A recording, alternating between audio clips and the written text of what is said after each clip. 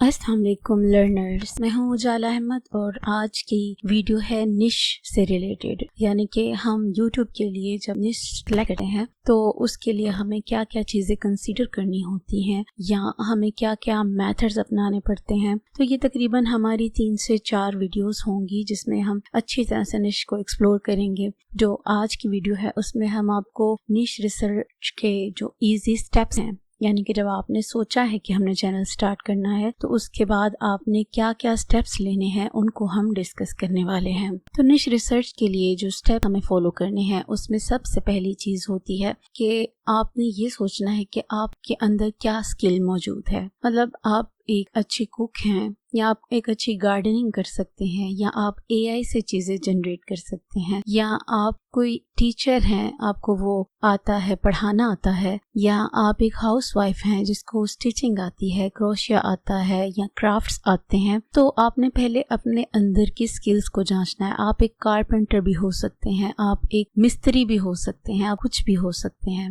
लेकिन जो भी काम है ये सब एक स्किल होती है। अगर आप एक पेंट भी करते हैं तो आपके अंदर वो स्किल मौजूद है। अगर आप रेसिन से चीजें बनाते हैं तो वो भी एक स्किल है। तो आपने सबसे पहले अच्छी तरह से सोचना है कि आपके अंदर अल्लाह की तरफ से दी गई स्किल कौन सी है। लेकिन ये भी हो सकता है कि आपको इन सब के बावजूद ये लगे कि आपके अंदर कोई स्किल नहीं है। तो फिर अगर आपके अंदर सीखने की एबिलिटी मौजूद है तो भी आप यूट्यूब के ऊपर काम कर सकते हैं। तो फर्स्ट चीज़ है कि अपने आप को एक्सप्लोर करें कि आपके अंदर खुदादाद कौन सी सलाहियत मौजूद है जिसके जरिए आप लोगों को नॉलेज या एंटरटेनमेंट दे सकते हैं। लोग यूट्यूब पर या तो नॉलेज के लिए आते हैं या एंटरटेनमेंट के लिए आते हैं। अब दूसरा स्टेप क्या होगा जब आपने देख लिया कि आपका स्किल है या नहीं है, ये स्टेप आपने फॉलो कर लिया। सेकंड स्टेप में आपने देखना है कि आप में इंटरेस्ट किस चीज़ का है। अब हो सकता है कि आप एक मिस्त्री हो लेकिन आपका इंटरेस्ट क्रिकेट में हो, तो ये डिफरेंट चीज़ें हो जाती हैं। तो यूट्यूब के ऊपर चूंकि लॉन्ग टाइम काम करना पड़ता है, आपको इसमें पेशेंस रखने पड़ते हैं, तो इसलिए आपको वो निश सेलेक्ट करने को कहा जाता है जिसमें आपका इंटरेस्ट होता है।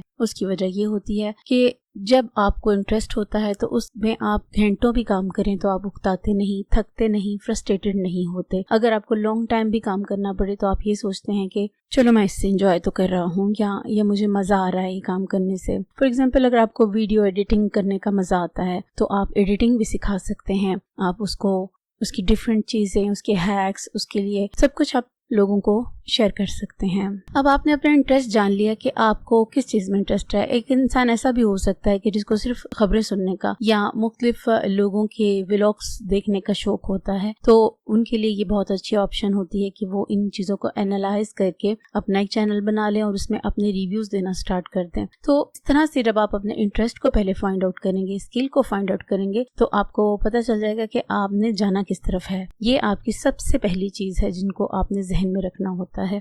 अब जब आपने सोच लिया कि फॉर एग्जांपल मेरा इंटरेस्ट है खाना बनाने में, तो मैं क्या करूंगी कि उसके बाद मैं इस जो टॉपिक है इसकी ग्रोथ चेक करूंगी। मैं यूट्यूब के ऊपर जाऊंगी और उसमें मैं चेक करूंगी कि इसमें लोगों का क्या इंटरेस्ट है और इसमें लोगों का स्कोप कितना है। इसके लिए कुछ वेबसाइट्स भी अवेलेबल हैं, लेकिन वो सिर्फ कुछ सर्चेज आपको फ्री में देती हैं, इसलिए ज़्यादा बेहतर तरीका है कि आप इसको मैन्युअली चेक करें। अब आपने क्या करना है कि आप स्क्रीन पर देखें अगर, तो हम यूट्यूब के सर्च बार में जाकर लिखते हैं कुकिंग, या कुकिंग की जगह हम लिख देते हैं सैंडविचेस रेसिपी। तो आप सिर्फ ये एक कुकिंग के अंदर ये एक सब निश है, क्योंकि कुकिंग एक बहुत वास्ट निश है। तो मैं एक उसकी सब निश लूंगी कि मैं सिर्फ सैंडविचेस को लूंगी, क्योंकि सैंडविचेस लोग जल्दी बना लेते हैं तो इसके ऊपर व्यूज भी थोड़े से निस्बतन जल्दी आ जाते हैं। बहरहाल हम इसकी ग्रोथ को चेक करेंगे। अब इसके लिए करना होगा कि हम फिल्टर्स में जाएंगे और फिल्टर्स के लिए जो ऊपर राइट साइड पे 3 डॉट्स बने हैं इसको हम क्लिक करेंगे और हमारे पास फिल्टर्स ओपन हो जाएंगे। अब हम इसमें वीडियो को, पहली चीज है कि वीडियो सिलेक्ट करेंगे, उसकी लेंथ 4 to 20 मिनट्स को सिलेक्ट कर लेंगे, क्योंकि हमें शॉर्ट्स नहीं देखनी, क्योंकि हम शॉर्ट्स का काम नहीं कर रहे। 4 से 20 मिनट की वीडियो का आपने फिल्टर लगा लिया है और उसके बाद आपने दिस वीक को सिलेक्ट कर लेना है। टाइम में आपने दिस वीक को सिलेक्ट कर लेना है, या बहुत ज्यादा अगर आपने एनालाइज करना है तो 1 मंथ भी कर सकते हैं। अब आपके पास जो सामने चैनल नजर आएंगे तो आपने उसमें ये देखना है कि वो चैनल जो छोटा हो लेकिन उसके ऊपर व्यूज ज्यादा आ रहे हों। तो आप इसको ओपन करके देखेंगे कि क्या इसकी नई आने वाली वीडियोस के ऊपर व्यूज आ रहे हैं या नहीं आ रहे। अगर तो एक नए चैनल के ऊपर उन टॉपिक्स के ऊपर व्यूज आ रहे हैं तो इसका मतलब है कि ये निश हम चूज कर सकते हैं और इसमें कंपटीशन उस तरह नहीं है, या अगर है भी तो हमारे पास ये ऑप्शन मौजूद है कि हम इसकी ग्रोथ कर सकते हैं, यानी अपने चैनल को ग्रो कर सकते हैं।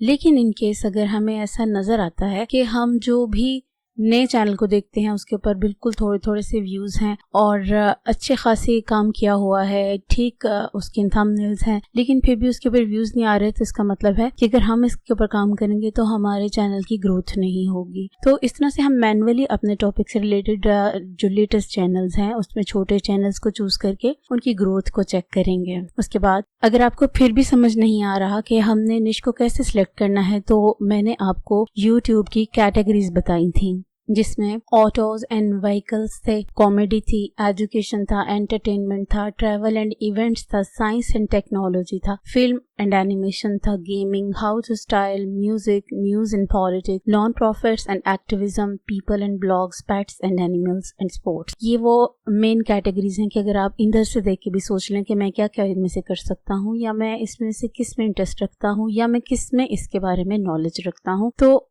ये भी आपको हेल्प करता है कि आपने किस तरीके से काम करना है या किस टॉपिक के ऊपर काम करना है। इन चीजों के लिए आप कुछ टूल्स भी यूज कर सकते हैं। जब मैं मेथड्स की तरफ आऊंगी तो आपको उनके टूल्स भी थोड़े एक्सप्लेन कर दूंगी कि आप किस तरह से उससे निश रिसर्च कर सकते हैं। जैसे कि आप कुछ क्रोम की एक्सटेंशंस हैं, कुछ वेबसाइट्स हैं, आप वहां से निश की रिसर्च कर सकते हैं। उसके अलावा ये भी हो सकता है कि आप थ्रेड्स के ऊपर जाएं और वहां पे लेटेस्ट फेसलेस चैनल वगैरह देखें, वहां से आप आइडियाज लें। आप क्रिएटर्स क्लब ग्रुप है जो वहाँ पे आप देखें कि मुख्तलिफ मेंटोर्स ने कौन कौन से निशेस आपके लिए एक्सप्लोर की हुई हैं, वहाँ से आप देखें। इसके अलावा आप इंस्टाग्राम से देखें, आप ट्विटर से देखें। ये आपकी सर्च है कि आप कहाँ कहाँ से वीडियोस को देखते हैं और समझते हैं कि आप ये काम कर सकते हैं या नहीं कर सकते। फिर उसके बाद कंपटीशन अगर आपने चेक करना है तो उसके लिए जो मैंने आपको VidIQ की एक्सटेंशन कराई थी वहाँ पे हम जाएंगे। वहाँ जाकर हम इसको सर्च करेंगे। हमने लिखा सैंडविच रेसिपीज और जो हमें इसका जो आर्क बनी हुई है वहाँ पे दिख रहा है 53 और जो कर्सर है वॉल्यूम के आगे वो दिख रहा है मिडिल में। इसका मतलब है कि ये जो वॉल्यूम है वो कम है। अगर ये ग्रीन की साइड पे होता तो ये ज्यादा होता, और जो कंपटीशन है वो इसका थोड़ा लो है, यानी कि कंपटीशन इसमें इतना ज्यादा नहीं। इसके अलावा भी ये चैनल में आपको बहुत सी चीजें दिखा रहा है। जो इसका सबसे बेस्ट चैनल है उसके व्यूज दिखा रहा है, उसकी एवरेज व्यूज दिखा रहा है, उसके सब्सक्राइबर्स दिखा रहा है, उसकी ड्यूरेशन दिखा रहा है कि कितनी देर से वो काम कर रहा है। इसी तरह अगर हम इस टॉपिक की जगह थोड़ा सा चेंज करें, हम सैंडविचेस की जगह राइस रेसिपीज लिख दें, तो फिर हम देखेंगे हमारे पास क्या रिजल्ट्स आते हैं। तो अगर आप देखें तो इसके ऊपर आपको 58 नंबर आ रहा है, यानी कि ये इस पे काम किया जा सकता है। यानी 50 से अबव अगर आपके पास आए तो आप उस पे काम कर सकते हैं। इसमें वॉल्यूम आपको थोड़ा कम नजर आ रहा है लेकिन कंपटीशन बहुत लो है। इसमें भी आप हाईएस्ट व्यूज देख सकते हैं, एवरेज व्यूज देख सकते हैं, ड्यूरेशन देख सकते हैं, किसी पर्सन ने 1 साल के अंदर इस चैनल को ग्रो किया है, तो इसका मतलब है आप भी कर सकते हैं। तो ये वो तरीका होता है कि जिसके जरिए आप लोगों का कंपटीशन भी चेक कर लेते हैं, वॉल्यूम भी चेक कर लेते हैं और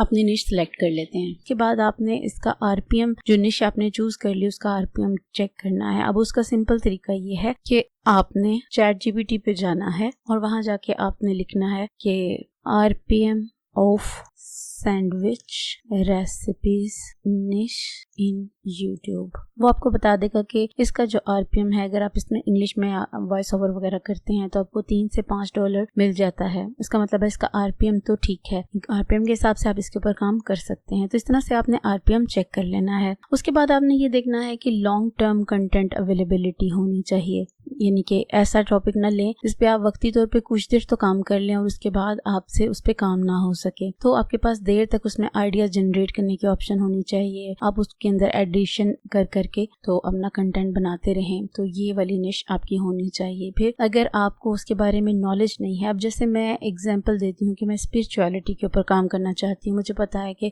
बाहर के लोग इसको देखते हैं लेकिन मुझे इसकी अली बे भी नहीं पता, तो मैं इसके ऊपर काम नहीं करूंगी, क्योंकि अगर मैं करने की कोशिश भी करूँगी तो मैं सब्सक्राइबर्स को मुतमईन नहीं कर पाऊंगी, मैं उनको वो नॉलेज नहीं दे पाऊंगी जो वो देखने आते हैं, क्योंकि मेरे पास खुद के पास वो नॉलेज नहीं है। और अगर मेरी इंग्लिश अच्छी ना हो तो मैं ChatGPT से लिखवा कर भी वैसा कंटेंट नहीं बना पाऊंगी जैसा कि लोग देखना चाहते हैं। इसमें मैं थोड़ी सी टेक्नोलॉजी को यूज करके मैं लोगों की स्क्रिप्ट उठाकर उसके अंदर कन्वर्जन करके तो मैं उसको लगा सकती हूँ, लेकिन फिर भी इससे मैं बहुत जल्दी अपसेट हो जाऊंगी, बोर हो जाऊंगी, क्योंकि मुझे इसमें दिक्कत होगी कि ये मेरे इंटरेस्ट की चीज़ नहीं है या मुझे ये आसान नहीं लगती। जो चीज़ आपकी इंटरेस्ट की नहीं है, आपको नॉलेज नहीं है, तो वो आपको मुश्किल ही लगती है। अब मैंने आप लोगों की हेल्प के लिए एक चार्ट बनाया है जिसमें आपने टिक या क्रॉस करके चेक कर लेना है कि ये निश आपके काम के काबिल है या नहीं है। सबसे पहले आपने जो चीज़ देखनी है, क्राइटेरिया, वो ये होना चाहिए कि आपने एक टॉपिक चूज किया है कि वो एवरग्रीन कंटेंट है या नहीं, यानी कि ये लॉन्ग लास्टिंग है कि नहीं, लोग इसके ऊपर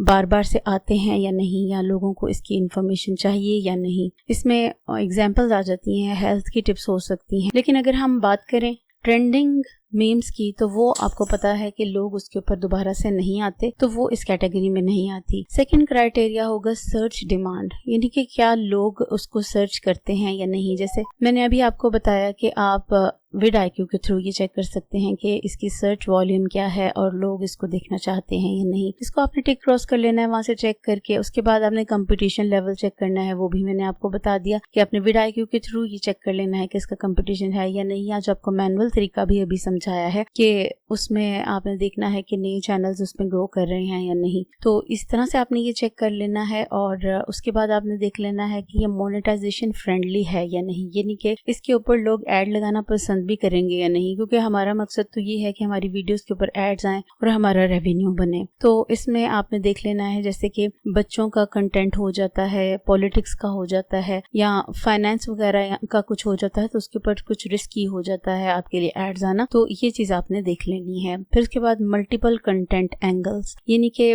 आप उसके ऊपर 100 से ज्यादा वीडियोस आइडिया जनरेट कर सकते हैं या नहीं। फॉर एग्जांपल आप टॉप 10 की कैटेगरी में जा सकते हैं, या मिथ्स के बारे में जा सकते हैं, ट्यूटोरियल्स के या कंपैरिजन्स के बारे में। तो ये आपके पास मुख्तलिफ ऑप्शन आ जाती हैं कि जो आपकी निश है वो इन सब कैटेगरीज में आ जाती है या नहीं। तो इस तरह से बहुत सारी वीडियोस इजीली बन जाएंगी। फिर वायरल हुक पोटेंशियल, कि क्या ये कंटेंट आपका शॉर्ट फॉर्म में भी बन सकता है, और अगर बन सकता है तो क्या उसके वायरल होने के चांसेस हैं। क्योंकि अगर आप एक बड़ा कंटेंट बना रहे हैं, लॉन्ग वीडियो बना रहे हैं, तो आप उसी को स्क्वीज करके उसी में से क्लिप्स लेके आप शॉर्ट कंटेंट भी बना सकते हैं। तो आपने ये देखना है कि क्या उससे हम ये निकाल सकते हैं या नहीं। फिर उसके बाद आपने देखना है कि ग्लोबल ऑडियंस रीच है या नहीं, यानी कि ये ना हो कि अगर एक फॉर एग्जाम्पल मलवारी के चैनल होते हैं तो वो सिर्फ मलवारी देखेंगे, या पश्तो के चैनल होते हैं तो सिर्फ लोग पश्तो के ही देख पाएंगे, उसमें आपको कभी भी ग्लोबल ऑडियंस नहीं आ सकती। तो आपका जो कंटेंट होता है उसमें सारी दुनिया से आने चाहिए लोग, खासतौर पे प्रीमियम कंट्री से आने चाहिए।